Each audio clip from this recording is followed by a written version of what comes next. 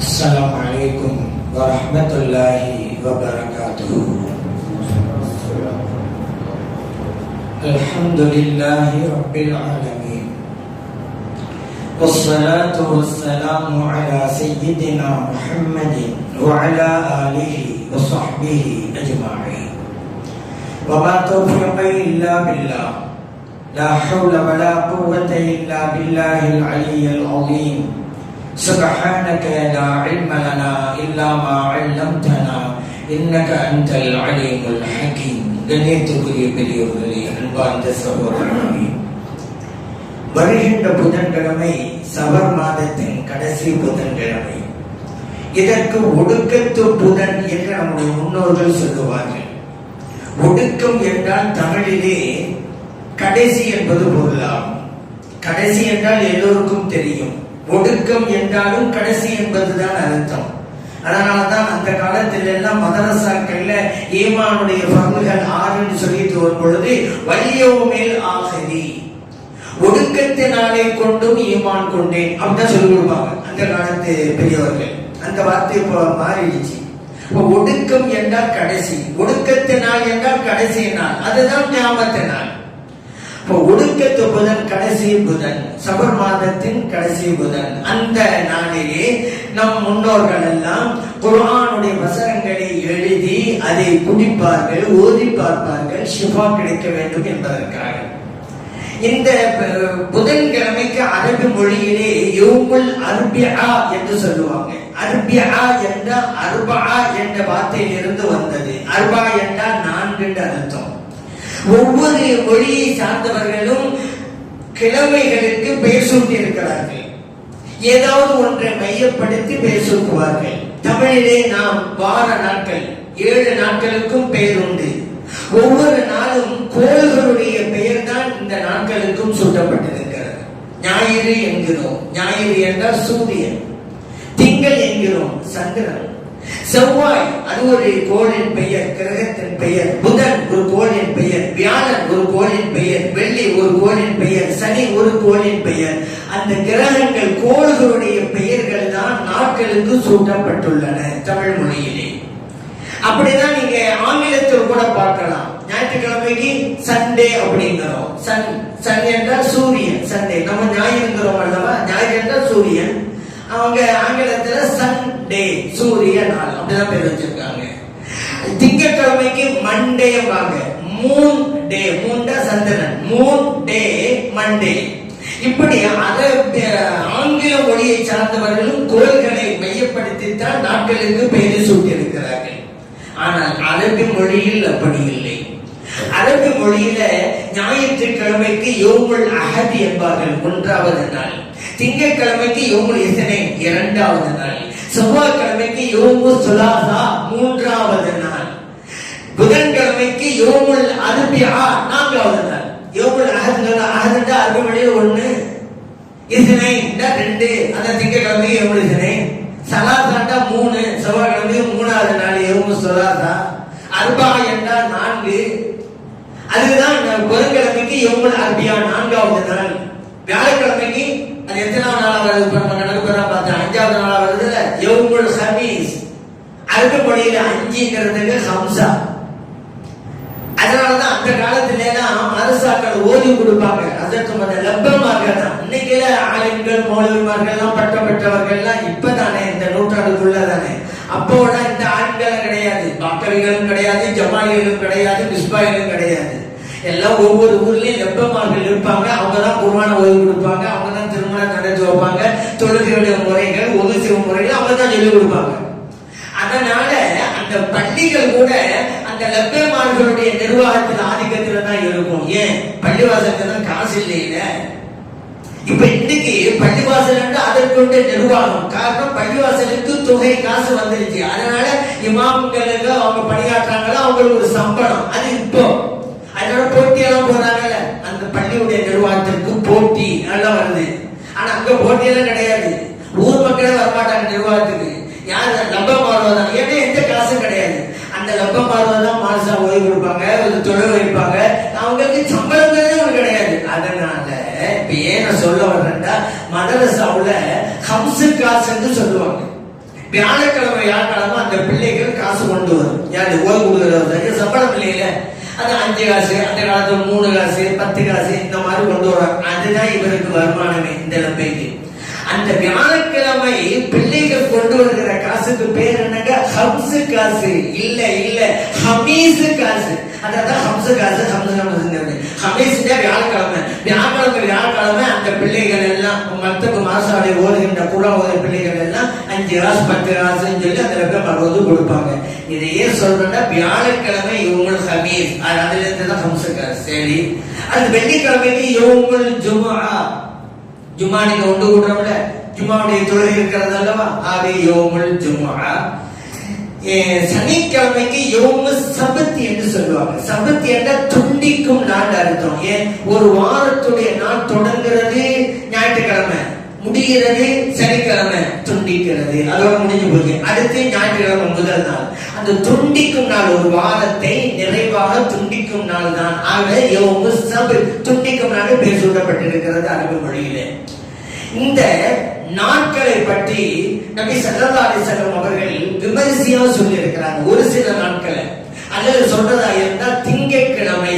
நபி ஸல்லல்லாஹு அலைஹி வஸல்லம் கிட்ட ஒரு தோழர் வந்தாங்க. யார சொல்றா, திங்கட்கிழமை என்ன நான் நோன்பு வைக்கலாம்னு இருக்கிறேன், நான் நோன்பு வைக்கவா அப்படின்னு கேட்டாங்க. நபி ஸல்லல்லாஹு அலைஹி வஸல்லம் சொன்னாங்க, நோன்பு வைக்கங்க, ஃபீஹி உலித்து, அந்த நாள்ல தாங்க நான் பிறந்தேன்னாங்க. வஃபீஹி புஇத்து, அந்த நாள்ல தாங்க எனக்கு நபித்துவம் ஆரம்பிக்கப்பட்டது, வெளிப்படுத்தப்பட்டது. அடுத்து சொன்னாங்க வஃபீஹி உன்ஸில அலைய, அந்த நாளில் தான் குர்ஆன் எனக்கு இறங்கியது. முஸ்லிமிலே பதிவு செய்யப்பட்ட ஹதீஸ். திங்கட்கிழமை இவ்வளவு சிறப்பு இருக்குது. அதே போல வியாழக்கிழமை நபி ஸல்லல்லாஹு அலைஹி வஸல்லம் அவர்கள் திங்கட்கிழமை என்றும் வியாழக்கிழமை என்றும் நோன்பு நோட்பார்கள் ஒவ்வொரு வாரமும். அவர் காரணத்தை சொன்னாங்க. ஏன் தெரியுமா? ஒரு மனிதனுடைய வணக்க வழிபாடுகள் அல்லாஹ்விடத்திலே திங்கட்கிழமை என்றும் வியாழக்கிழமை என்றும் தான் உயர்த்தப்படுகிறது. என்னுடைய நல் வணக்கங்கள் நான் நோன்பு நோற்ற நிலையில் இறைவனிடம் உயர்த்தப்பட வேண்டும் என்று விரும்புகிறேன். ஆகவே நான் திங்களும் வியாழனும் நோன்பு வைக்கிறேன் என்றார்கள் நபி ஸல்லல்லாஹு அலைஹி வஸல்லம் அவர்கள். அப்படி சிறப்பு இருக்கிறது. அதே போல வெள்ளிக்கிழமை என்று எடுத்துக்கலாம். வெள்ளிக்கிழமை சிறப்பு இருக்கிறது அல்லவா? நபி ஸல்லல்லாஹு அலைஹி சொன்னாங்களே, சூரியன் உதிக்கிற நாட்களில் சிறந்த நாள் யோமுல் ஜும்ஆ, வெள்ளிக்கிழமை என்றார்கள். அதாவது வார நாட்களில் சிறந்த நாள் வெள்ளிக்கிழமை அப்படிங்கறதான் சூரியன் உதிக்கிற நாட்களில் சிறந்த நாள் சொன்னாங்க. மின்ஹா ஃபீஹி ஹுலிக ஆதம், அந்த வெள்ளிக்கிழமை என்றுதான் ஆதம் அலைஹிஸ்ஸலாம் அவர்கள் படைக்கப்பட்டார்கள். அந்த வெள்ளிக்கிழமை என்றுதான் ஆதம் அலைஹிஸ்ஸலாம் அவர்கள் சொர்க்கத்திலே நுழைவிக்கப்பட்டார்கள். அந்த வெள்ளிக்கிழமை என்றுதான் சொர்க்கத்திலிருந்து ஆதம் அலைஹிஸ்ஸலாம் அவர்கள் வெளியேற்றப்பட்டார்கள். அந்த வெள்ளிக்கிழமை என்றுதான் ஆதம் அலைஹிஸ்ஸலாம் அவர்கள் வஃபாத் ஆனார்கள். அந்த வெள்ளிக்கிழமை என்றுதான் கியாமத் நாளும் வரப்போகிறது. வெள்ளிக்கிழமை தான் கியாமத் நாள். அதனால மனிதனை தவிர ஜின்களை தவிர உள்ள எல்லா பொருட்களும் வெள்ளிக்கிழமை வந்துட்டா அஞ்சுமா, இன்னைக்கு கியாமத் வரப்போதோ அப்படின்னு. ஏன்னா வெள்ளிக்கிழமை தானே வரப்போகுது. அதனால அப்படி ஒரு சிறப்பு அந்த வெள்ளிக்கிழமைக்கு உண்டு. மேலும் சொல்லலாம் சொன்னாங்க, வெள்ளிக்கிழமை என்று ஒரு குறிப்பிட்ட நேரம் இருக்கிறது. அந்த நேரத்தில் ஒருவர் துவா செய்தால் அல்லாஹ்விடத்தில் அங்கீகரிக்கப்படும். எந்த நேரம் சொல்லல, ஒரு நேரம். அப்ப வெள்ளிக்கிழமை முழுவதையும் நம்ம பயன்படுத்திக்க வேண்டியதுதான். அப்படிப்பட்ட ஒரு அற்புதமான நேரம் வெள்ளிக்கிழமை இருக்கிறது. நபி ஸல்லல்லாஹு அலைஹி வஸல்லம் சொன்னாங்க, வெள்ளிக்கிழமை எனக்கு அதிகம் ஸலவாத்து கூறுங்கள், அது என்னிடம் எடுத்து காட்டப்படுகிறது. யார சொல்லலாம், இப்ப எடுத்து காட்டப்பட்டது, நீங்க எங்க கூட இருக்கிறீங்க. எங்களை விட்டு மறைந்ததுக்கு பின்னால நாங்க சொல்ற ஸலவாத்து உங்களுக்கு எப்படி எடுத்து காட்டப்படும்? நபி ஸல்லல்லாஹு அலைஹி வஸல்லம் சொன்னாங்க, நபியுல்லாஹி ஹய்யுன் யுர்ஸா, அல்லாஹ்வுடைய நபி என்றைக்கும் ஹயாத்தாக இருப்பார், அல்லாஹ்வால் ரிஸ்க் வழங்கப்பட்டு கொண்டே இருப்பார். இப்னு மாஜாவில் பதிவு செய்யப்பட்ட ஹதீஸ். வெள்ளிக்கிழமை அதிகம் ஸலவாத்து கூற வேண்டும். அப்படி ஒரு புனிதமான நாள் தான் இந்த வெள்ளிக்கிழமை. ஆகவேதான் நமக்கு அது பெருநாளை போன்று ஆக்கப்பட்டிருக்கிறது. ஜும்ஆவுடைய தொழுகை இந்த வெள்ளிக்கிழமை தான் ஆக்கப்பட்டிருக்கிறது. அப்படிப்பட்ட சிறப்புக்குரிய நாள் வெள்ளிக்கிழமை. இப்ப நம்ம சப்ஜெக்ட் வருவோம் புதன்கிழமை. ஏன்னா ஒடுக்கத்து புதனை பத்தி தானே பேசுறோம். இப்ப புதன்கிழமைக்கும் சிறப்பு உண்டா? உண்டு. நபி ஸல்லல்லாஹு அலைஹி வஸல்லம் அவர்கள் இந்த உலகம் எப்படி படைக்கப்பட்டது? இறைவன் ஒரே நாளிலே இந்த மண்ணிலே இருக்கக்கூடிய எல்லாவற்றையுமே படைத்து விடவில்லை. ஒவ்வொரு பொருளாக ஒரு நாளிலே படைக்கிறான். நபி ஸல்லல்லாஹு அலைஹி வஸல்லம் சொன்னாங்க, சனிக்கிழமை என்று இறைவன் மணலை படைத்தான், ஞாயிற்றுக்கிழமை என்று மழையை படைத்தான், திங்கட்கிழமை என்று தாவரங்களை படைத்தான். இப்படி பட்டியல் போட்டுக்கிட்டே வரும் பொழுது இந்த புதன்கிழமை என்றுதான் இறைவன் ஒளியை படைத்தான். நம்மளாம் ஒளியில இருக்கிறோம்ல, முதலாக இறைவன் ஒளியை படைத்தது புதன்கிழமை. முஸ்லிமிலே பதிவு செய்யப்பட்ட ஹதீஸ். அதே போல புதன்கிழமை என்று ஒரு குறிப்பிட்ட நேரம் இருக்குது, துஆ செய்யற நேரம். அஹ்மதிலே பதிவு செய்யப்பட்ட ஹதீஸ், நபி ஸல்லல்லாஹு அலைஹி வஸல்லம் அவர்கள் மஸ்ஜிதுல் ஃபத்ஹ்ல துஆ செய்யறாங்க. மஸ்ஜிதுல் ஃபத்ஹ் என்றால் ஹந்தக். நீங்க ஹந்தக் யுத்தம் நடந்த இடத்தில் பள்ளிவாசல் இருக்கிறது. அந்த பள்ளிவாசலுக்கு பெயர் மஸ்ஜிதுல் ஃபத்ஹ், வெற்றி பள்ளி அப்படின்னு அர்த்தம். நபி ஸல்லல்லாஹு அலைஹி வஸல்லம் திங்கட்கிழமை என்றும் அந்த பள்ளியிலே துஆ செய்கிறார்கள், அங்கீகரிக்கப்படவில்லை. செவ்வாய்க்கிழமை என்றும் துஆ செய்கிறார்கள், அங்கீகரிக்கப்படவில்லை. புதன்கிழமை என்றும் துஆ செய்தார்கள். லுஹருக்கும் அஸருக்கும் மத்தியிலே பைன ஸலாத்தைன், இரண்டு தொழுகைகளுக்கு மத்தியிலே துஆ செய்தார்கள், அங்கீகரிக்கப்பட்டது. அஹ்மதிலே பதிவு செய்யப்பட்ட ஹதீஸ். இத ஜாபிர் ரலியல்லாஹு அன்ஹு சொல்றாங்க, எனக்கு ஏதாவது ஒரு முக்கியமான விஷயம் ஆகணும்னு வச்சிருக்கேன், நான் அந்த புதன்கிழமை எப்போ வரும்னு எதிர்பார்ப்பேன். புதன்கிழமை வந்த உடனே லுஹருக்கும் அஸருக்கும் மத்தியில நான் துஆ செய்வேன், என் காரியம் நிறைவேறும் சொல்லி. காரியம் நிறைவேற்றப்பட்டிருக்கிறது, அது இறைவனிடம் அங்கீகரிக்கப்பட்டிருக்கிறது. என்னுடைய அனுபவத்தில் நான் உணர்ந்திருக்கிறேன், சும்மா சொன்னதல்ல. நான் துஆ செஞ்சேன் அப்படிங்கறதுல அங்கீகரிக்கப்பட்டது. எப்படிங்க தெரியும்? அனுபவத்துல கண்டிருக்கிறல்ல. ஜாபிர் ரலியல்லாஹு அன்ஹு சொன்னாங்க.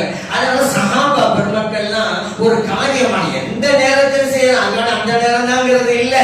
ஆனா அந்த நேரம் மிகவும் பொருத்தமான எந்த இடத்துல நல்லா துஆ செய்யலாம்ல. நான் கேட்கிறேன், எல்லாரும் எந்த இடத்துல துஆ செய்யலாம்ல? நம்ம வீட்டுல உட்கார்ந்து நல்லா துஆ செய்யலாம், பள்ளிவாசல் துஆ செய்யலாம். ஆனாலும் அங்க காபாவுக்கு பக்கத்தில் துஆ செஞ்ச, ஹஜ்ஜுல் அஸ்வதுக்கு பக்கத்துல துஆ செஞ்ச, முல்தஸம்ங்கிற இடத்துல துஆ செஞ்சா, அரஃபாவுடைய இடத்துல துஆ செஞ்சா உடனே கபூல் ஆகுதுல. அந்த மாதிரி தான் உடனே நினைச்ச கூடாது, அப்படா இங்க துஆ செஞ்சா கபூல் ஆகாதா அப்படின்னு கேட்கிட்டு கூடாது. அவ்வளவுங்க. அந்த நேரம் முக்கியமான நேரம், இடம் முக்கியம் என்று கருதப்படுகிறது அல்லவா துஆ கபூல் செய்யப்படுவதற்கு.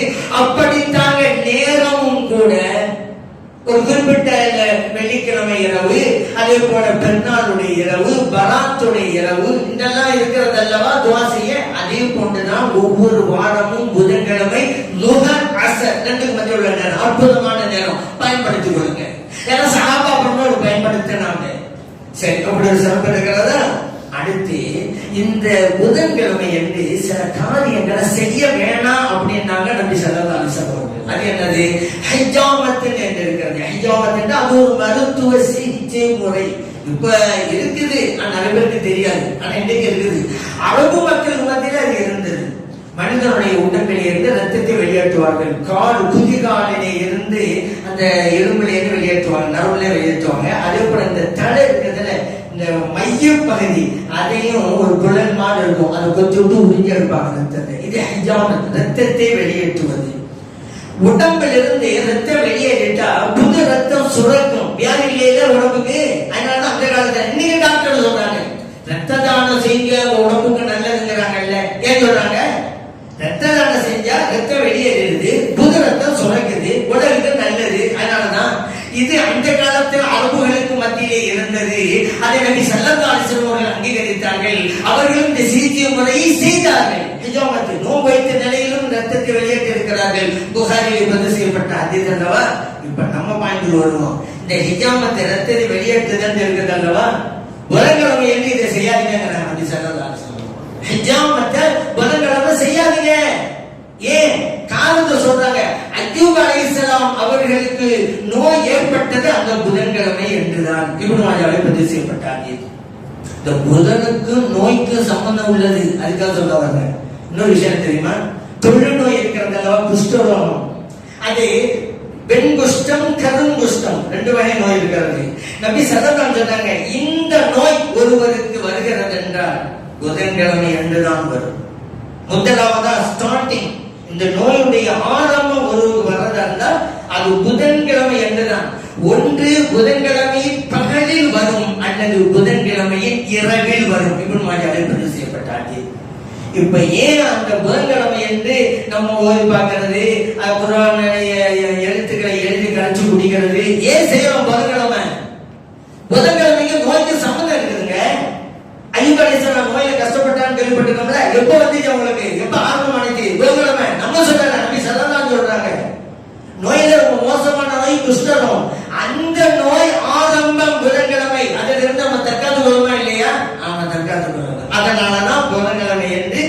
அந்த குர்ஆனுடைய வசனங்களை எல்லாம் எழுதி குடிக்கிறோம். இப்ப நீங்க கேட்கலாம், புதன்கிழமை தானே இருக்கு, ஒவ்வொரு வாரம் தான் புதன்கிழமை வருதுல, நீங்க சபர் மாதம் கடைசி புதனை ஒடுக்கத்து புதன் வச்சுக்கிட்டு அந்த நாள்ல நீங்க குர்ஆன் வசனங்களை எழுதி குடிக்கிறீங்களா? அதுக்கு என்ன காரணம்? ஏன்னா பொதுவா புதன்கிழமை தானே இருக்கு, சபர் மாதம் கடைசி மாதம் அறிஞ்சு இல்லை இல்ல. ஒவ்வொரு புதனும் இதை நாம் செய்யலாம். ஒடுக்கத்து புதன் அன்னைக்கு தான் செய்யணுங்கிறது இல்ல, எல்லா புதன்கிழமையும் செய்யலாம். ஆனாலும் நாம் சபர் மாதத்தில் ஒடுக்கத்து புதனுக்கு ஏன் முக்கியத்துவம் கொடுக்கிறோம் தெரியுமா? நமது உயிரின் மேலான கண்மணி நாயகம் ஸல்லல்லாஹு அலைஹி வஸல்லம் அவர்கள் இவ்வுலகை விட்டு மறைந்தார்கள் அல்லவா? அவர்களுக்கு நோய் ஏற்பட்டுத்தானே இவ்வுலகை விட்டு மறைந்தார்கள். ரபீஉல் அவ்வல் பிறை 12 இவ்வுலகை விட்டு மறைந்தார்கள். அவர்களுக்கு நோய் ஏற்பட்டதுடைய துவக்கம் சஃபர் மாதத்தின் கடைசி புதன். ஸல்லல்லாஹு ஹஜ் செஞ்சு வந்துட்டாங்க, ஹஜ்ஜத்துல் வதா துல்ஹஜ் மாசம், அடுத்து முஹர்ரம் சஃபர் 2 மாசம், அதுக்கு அடுத்து ரபீஉல் அவ்வல் பிறை 12 இவ்வுலகை விட்டு மறைகிறாங்க. நோயில இருந்துதான் மறைஞ்சாங்க. அந்த நோய் அவர்களுக்கு எப்ப ஏற்பட்டது? சஃபர் மாதத்தின் கடைசி புதன்க. ஆகவேதான் சஃபர் மாதத்தின் கடைசி புதனுக்கு நாம் முக்கியத்துவம் கொடுக்கிறோம். மற்ற புதன்களில் இவ்வாறு செய்யக்கூடாது என்பதல்ல. நீ மற்ற புதன்கிழமையும் பாதுகாப்பு தேடலாம். ஏன் குர்ஆன் வசனத்தை தானே எழுதி பாதுகாப்பு தேடணும். நம்ம மார்க்கத்தில் இருக்கா இல்லையா? இருக்குதுல. ஒரு பாக சொல்லியிருக்காங்க நபி ஸல்லல்லாஹு அலைஹி வஸல்லம் அவர்கள். சஹாபா பெருமக்கள் ஒரு ஊருக்கு போனாங்க, பயணத்தில் இருக்கும் பொழுது அந்த ஊர்ல போனோன்னு ஊர் மக்கள் எல்லாம் விருந்தோம்பல் செய்யல. அந்த காலத்துல ஒரு வழக்கம், போனாங்கன்னா ஒரு இடம் தங்குவாங்க, சத்திரம் இருக்கும், வெளியூர் வாசல் தங்குறதுக்கு ஒரு இடம் இருக்கும், அவங்க போய் தங்குவாங்க, ஊர் மக்கள் உணவு வந்து கொடுப்பாங்க. அப்படி ஒரு வழக்கம் இருந்தது. ஏன்னா அப்படி கொடுத்தாதான் சரி. இப்ப நம்ம காலம் மாதிரி கிடையாது, ஊருக்கு ஊரு ஹோட்டல். எந்த ஊருக்கு போனாலும் கையில காசு இருந்தா போதும், யாரும் உணவு தர தேவையில்லை, ஹோட்டல் போக சாப்பிடுவோம். அப்படி இந்த காலத்துல. அந்த காலத்துல அப்படி இல்லைங்க, மூட்டை நிறைய தங்க காசு இருந்தாலும் சரிதான், சாப்பிடுறது வழி இல்லை. ஹோட்டல்லாம் கிடையாது, ஊர் மக்களா பார்த்து கொடுத்தானா, இல்லைன்னா நம்ம சமைச்சு சாப்பிடணும். போற பயணிகள் இருக்காங்க, சமைச்சு சாப்பிடணும். இந்த சாபா படுக்க போனாங்க, ஊர் மக்கள் விருந்தோம்பல் செய்யல, அந்த காலத்து வழக்குப்படி அதை செய்யல. இப்படி இருக்கும்போது அந்த ஊர் தலைவருக்கு ஒரு விஷயம் தீர்ந்துடுச்சு. என்னென்னமோனா மருத்துவம் பார்த்தாங்க, விஷம் இறங்கவே இல்லை. அப்ப அவங்க மத்தியில பேசி போட்டாங்க, நம்ம ஊருக்கு ஒரு கூட்டம் வந்திருக்கு, அவங்கள யாராவது ஒருவர் இருப்பாங்க சிகிச்சை செய்யற மாதிரி, அங்க போய் சொல்லுவோமே. அப்ப அங்க வந்து சொல்றாங்க, இந்த மாதிரி ஆகி போச்சு. அப்ப சஹாபா பெருமக்கள் ஒருத்தவங்க சொன்னாங்க, நான் வந்து அந்த விஷயத்தை இறக்குறேன், அந்த மருத்துவ சிகிச்சையை நான் செய்யறேன், ஆனா எனக்கு ஒரு ஆட்டு மந்தைய நீ பரிசாக கொடுக்கணும். ஏன் இந்த ஊருக்கு நான் வந்தது பிறகு அந்த காலத்து வழக்க பிரகாரம் எங்களை நீங்க கவனிக்கவே இல்லையில, அதனால தான் இந்த நிபந்தனை. அப்படி ஆட்டு மந்தை தர்றதா இருந்தா அவசியம் தர்றாங்க, நீங்க வந்து சிகிச்சை செய்யுங்க. அங்கே வந்தாங்க அந்த சஹாபி, அல்ஹம்து சூரா ஓதுனாங்க, அந்த இடத்துல ஊதி விட்டாங்க, விஷம் அப்படியே இறங்கி விட்டது. தலைவர் அற்புதமான ஒரு சுகத்தை பெற்று விட்டார். உடனே அந்த ஊர் மக்கள் எல்லாம் சந்தோஷத்துல ஆட்டு மந்தையே கொடுத்துட்டாங்க, சஹாபா பெருமக்கள் சொன்ன மாதிரி. இப்ப சஹாபா யோசிக்கிறாங்க, நம்ம அல்ஹம்து சூராவை ஓதணும், அதுக்கு இது கிடைச்சிருக்குது, குர்ஆனை ஓதியதற்கு கூலியாக ஆகிவிடுமோ? இது கூடுமா இல்லையான்னு தெரியலையே. கேட்டாச்சு, கிடைச்சாச்சு, அது கூடுமா? அப்பதான் அவங்க சொன்னாங்க, கொண்டு போவோம். நபி ஸல்லல்லாஹு அலைஹி வஸல்லம் அவங்கள்ட்ட சத்தம் கேட்போம், அவங்க என்ன சொன்னாலும் அதுதான் நடப்போம். அங்கே வந்தாங்க, சஹாபாக்கள் நடந்ததுன்னு சொன்னாங்க. நபி ஸல்லல்லாஹு அலைஹி வஸல்லம் அவர்கள் யார் ஓதி விட்டாரோ அவர்கிட்ட கேட்டாங்க, ஏங்க அல்ஹம்து சூரா ஓதி பார்ப்பதற்கு உண்டான சூரா என்று உங்களுக்கு எப்படி தெரியும்? கேட்டுட்டு சொன்னாங்க, கொண்டு வந்திருக்கீங்கல்ல ஆட்டு மந்த, எனக்கு ஒரு பங்கு கொடுங்க. புகாரிலே பதிவு செய்யப்பட்டார். அவ வந்தவங்க அவங்கவுங்க பிரிச்சு கொள்ளலாம். ஏன் நபி ஸல்லல்லாஹு அலைஹி வஸல்லம் எனக்கும் பங்கு கொடுங்கன்னு ஏன் சொல்லணும்? காரணம் இருக்குது. இந்த சாமி எதை ஓதி விட்டாங்க? அல்ஹம்து சூரா தானே. அல்ஹம்து சூரா சொல்லுங்க தெரியாது, நபி ஸல்லல்லாஹு அலைஹி வஸல்லம் தானே, அவங்க சொல்லுங்க. அந்த சாமிக்கு அல்ஹம்து சூராவே தெரிஞ்சிருக்காதுல்ல, ஆகவே எனக்கும் அதிலே பங்கு உண்டு, போடுங்க ஒரு பங்கு அப்படின்ட்டாங்க. ஓதி பார்ப்பதை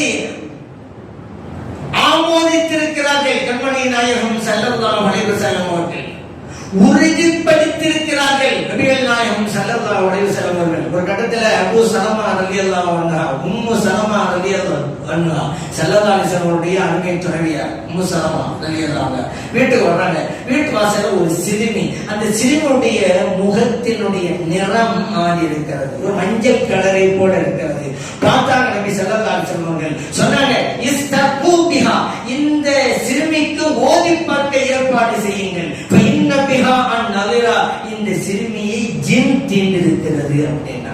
புகாரில் பதிவு செய்யப்பட்டாது. ஜின் தீண்டிருக்கிறார். ஜின்னுடைய பார்வை நல்லதா இருந்தாலும் பார்வை தான். ஜின்னுடைய பார்வை தீண்டிருக்கிறது ஓய்வு பார்வை அப்படின்னு சொன்னாங்க. நபி ஸல்லல்லாஹு அலைஹி வஸல்லம் அவர்களுக்கு ஜிப்ரீல் அலைஹிஸ்ஸலாம் ஓய்வு பார்த்தாங்க. தெரியுமா உங்களுக்கு? ஓய்வு பார்க்க குடும்பம்னு பேசிட்டு இருக்கிறீங்க. நபி ஸல்லல்லாஹு அலைஹி வஸல்லம் அவர்களை சந்திக்க ஜிப்ரீல் அலைஹிஸ்ஸலாம் வர்றாங்க. நபி ஸல்லல்லாஹு அலைஹி வஸல்லம் அவர்களுக்கு அந்த நேரத்திலே நோய் ஏற்பட்டிருந்தது. ஜிப்ரீல் அலைஹிஸ்ஸலாம் அவர்கள் ஓதி பார்த்தார்கள். முஸ்லிமிலே பதிவு செய்யப்பட்டார்கள்.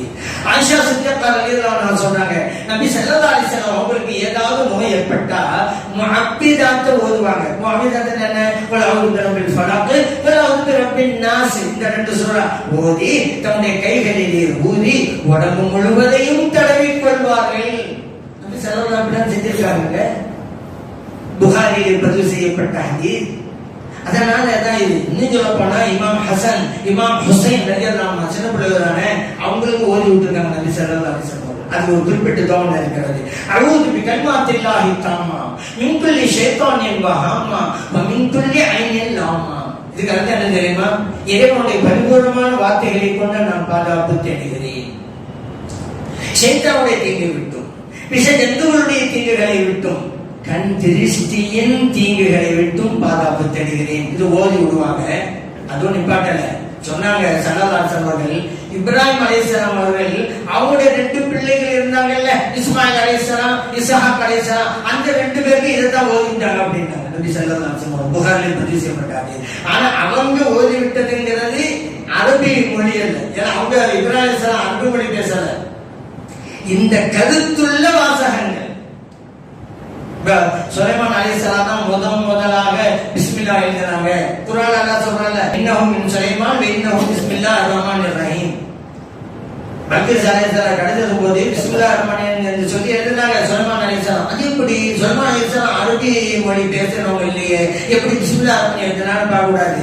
பிஸ்மில்லாஹிர் ரஹ்மானிர் எந்த பொருள் மீனிங்கோ அந்த மீனிங் உள்ள அவங்க மொழியில வாசகத்தை எழுதியிருப்பாங்க. இப்ராஹிம் அலைஹிஸ்ஸலாம் அவர்களும் ஓதி பார்த்தார்கள். அந்த அரபி வார்த்தைகள் அல்ல, அவங்க மொழியில் பேச வார்த்தைகள். இந்த மீனிங் அதுல இருக்கும். இப்ப நபி ஸல்லல்லாஹு அலைஹி வஸல்லம் அவர்கள் அவ்வாறு செய்திருக்கிறார்கள். அந்த வகையில நாமும் இந்த புதன்கிழமை என்று ஒடுக்கத்து புதன்கிழமை என்று ஓதி விடுகிறோம். துஆக்களை கொண்டு அது ஷிஃபா கிடைக்குங்கிறதால குறிப்பா குர்ஆன் வசனங்கள் 7 வசனங்கள் எழுதுவாங்க. அந்த கிராமங்கள் எல்லாம் இலைகளில் ஒரு எழுதி கொடுப்பாங்க. ஆலை இலை, வாழை இலை, எந்த இலையெல்லாம் அகரமா, மா இலை சில ஊர்ல. ஏன்னா மா இலை கூட கொஞ்சம் அகரமா இருக்கும், நீளமா இருக்கும், எழுத முடியும். அந்த மாதிரி எல்லாம் எழுதி கொடுப்பாங்க. அது கரைச்சியும் கொடுப்பாங்க அந்த மக்கள் எல்லாம். ஏன்னா இந்த 7 வசனம் சொன்னால சலாமுன் அலா நூஹின் ஃபில் ஆலமீன், சலாமுன் அலா இப்ராஹிம், சலாமுடைய வருகின்ற 7 வசனங்கள் இதைத்தான் எழுதி கொடுப்பாங்க அந்த இடத்துல சுமார். ஆனா இன்னைக்கு குறைஞ்சி போச்சு. நிறைய ஊர்கள்ல இது இல்ல. அப்ப கிராமங்கள்ல செஞ்சாங்க. இப்ப பரபரப்பு வாழ்க்கையில இதெல்லாம் செய்யல. ஆனா ஒரு சில பேர் இன்னைக்கு செஞ்சுக்கிட்டு தான் இருக்கிறாங்க. அவருடைய பலனை அடைஞ்சுக்கிட்டு தான் இருக்கிறாங்க. ஏன் இந்த குர்ஆன் வசனங்கள் அல்லாஹ் குர்ஆன் சொல்லிட்டான்ல, வனுனஸ்ஸிலு மினல் குர்ஆனி மா ஹுவ ஷிஃபாஉன். இந்த வசனத்தை நாம் இறக்கி வைத்திருக்கிறோம் குர்ஆனை, அதிலே ஷிஃபா இருக்கிறது. அல்லாஹ் சொல்றான்ல, ஷிஃபாங்க 2 வகை இருக்குது. உடல் சார்ந்த நிவாரணம், உள்ளம் சார்ந்த நிவாரணம். எல்லா நோய்களுக்கும் மருந்து இருக்கிறது. உடல் நோயா மருந்துண்டு குர்ஆனிலே, உள்ள நோயா மருந்துண்டு குர்ஆனிலே அல்லாஹ் சொல்லிட்டான். அதனாலதான் அதை எழுதி கொடுக்கிறார். நபி ஸல்லல்லாஹு அலைஹி வஸல்லம் சொன்னாங்க, அலைக்கும் பிஷ்ஷிஃபாஇன், 2 நோய் நிவாரணிகளை பற்றி பிடித்துக் கொள்ளுங்கள். ஒன்று அல் அஸல் தேன், இன்னொன்று வல் குர்ஆன். குர்ஆன் இப்னு மாஜாவுடைய பதிவு செய்யப்பட்ட ஹதீஸ். தேனுக்கு மருத்துவ குணம் இருக்கு, நம்ம எல்லாரும் தெரிஞ்சதுதான். குர்ஆனிலும் மருத்துவ குணம் உண்டு. அதைத்தான் அந்த ஒடுக்கத்து புதன் அன்னைக்கு நம்ம மக்கள் முன்னோர்கள் எல்லாம் செஞ்சாங்க. அப்ப எல்லா புதன்கிழமை என்றும் செய்யலாம். ஏன்னா நோய்க்கும் அந்த புதன்கிழமைக்கும் சம்பந்தம் இருக்கிறது. அதிலிருந்து நாம் விடுபட வேண்டும். சில பேர் இந்த கடற்கரை பெருநாள் கூட அந்த அன்னைக்கு சொல்லுவாங்க. சாயங்கால நேரத்துல கடற்கரை பகுதியில் மக்கள் எல்லாம் கடற்கரைக்கு போவாங்க. கடற்கரை இல்லாத ஊரெல்லாம் இந்த பார்க்கு தோட்டங்கள் அப்படி போயிட்டு வருவாங்க. அதே போறாங்க தெரியுமா? இந்த இன்னைக்குதான் நோய்க்கும் புதன்கிழமைக்கும் சம்பந்தம் நபி ஸல்லல்லாஹு அலைஹி சொன்னாங்க. அல்லாஹ் தஆலா எங்களை பாதுகாத்து நான் மாலை நேரம் வந்துட்டோம், நாங்க நல்லா இருக்கோம், அதனால போயிட்டு இருப்பாங்க. ஒவ்வொன்றும் காரணம் இருக்கும். அதோட இபாதத் அல்ல. உடனே அது இபிதாத் அப்படிங்க கூடாது. நான் கடற்கரை போயிட்டு வர்றது இபாதத்து, எங்களுக்கு சவாப் இருக்குன்னு யாராவது சொன்னாங்களா? வணக்க வழிபாட்டில் தாங்க பிதாத்து கூடாது. இது ராகத்து. ஒரு ஆள் சொல்றாரு, இன்னைக்கு நம்ம கடற்கரை போயிட்டு பீச்சுக்கு போயிட்டு வரலாமேன்னு ஒரு ஆள் சொல்றாரு. அப்ப அவர்கிட்ட போய் வெள்ளிக்கிழமை மாலை பீச்சுக்கு போகலாம் என்பதற்கு என்ன ஆதாரம்? நீ போவது பிஜான்னு சொல்லாம இன்னைக்கு அவர் நல்லா இருக்கலாம், ஒரு காட்டு வாங்கிட்டு வரலாம் அவன் நினைக்கிறாரு, போறாரு வர்றாரு, அவ்வளவுதான். ஆனா அன்னைக்கு அப்படிதான் நடக்குது. ஆனா வணக்க வழிபாடு என்று செஞ்சாதான் பிஜாத்துங்கிறாங்க. வணக்க வழிபாடு செல்ல ஆரோக்கியமா இருக்கிறோம், போய் காத்து வாங்கிட்டு வரணும் அப்படின்னு போறாங்க. இது என்ன தடக்கு? மார்க்கம் அனுமதித்ததை கூடாது என்று சொன்னால்தான் மிகப்பெரிய குற்றம். யா அய்யுஹல்லதீன ஆமனூ லா துஹர்ரிமு த்வையிபாத்தி மா அஹல்லல்லாஹு லக்கும். இதை நம்பிக்கையாளர்களே, அல்லாஹ் உங்களுக்கு அனுமதி அளித்ததை நீங்கள் ஹராம் ஆக்காதீர்கள். அல்லாஹ் ஒரு ஹலால் இருக்கு, அது கூட இது கூட என்னன்னா இந்த வசனத்தின் பிரகாரம் அல்லாஹ் ஹலாலா என்று சொன்னதை நம்ம ஹராம்னு சொல்றாங்க. அது எவ்வளவு பெரிய தப்பு! ஷரியத்தை நம்ம கையிலே எடுக்கிறோம். அல்லாஹ் ஹலால் சொன்னது ஹராம் தான், அல்லாஹ் ஹராம் சொன்னது ஹராம் தான். ஹலால் இருக்க பீச்சுக்கு போறாங்க, அவங்கள்ட்ட போய் யோசிச்சு போவாதீங்க பிதத்துன்றாங்க, ஹலால் ஹராம் ஆக்கிருக்கிறாங்க. இதுதான் குற்றம். அதனால நம்ம முன்னோர் ஒரு காரியத்தை செஞ்சால் நல்லதின் அடிப்படையிலே செய்திருக்கிறார்கள். எல்லாம் வல்ல இறைவன் அனைத்து நோய்களிலிருந்தும் நம்மையும் நமது பிள்ளைகளையும் நமது குடும்பத்தினர்களையும் பாதுகாத்தருள்வானாக. ஆமீன். அல்ஹம்துலில்லாஹி ரப்பில் ஆலமீன்.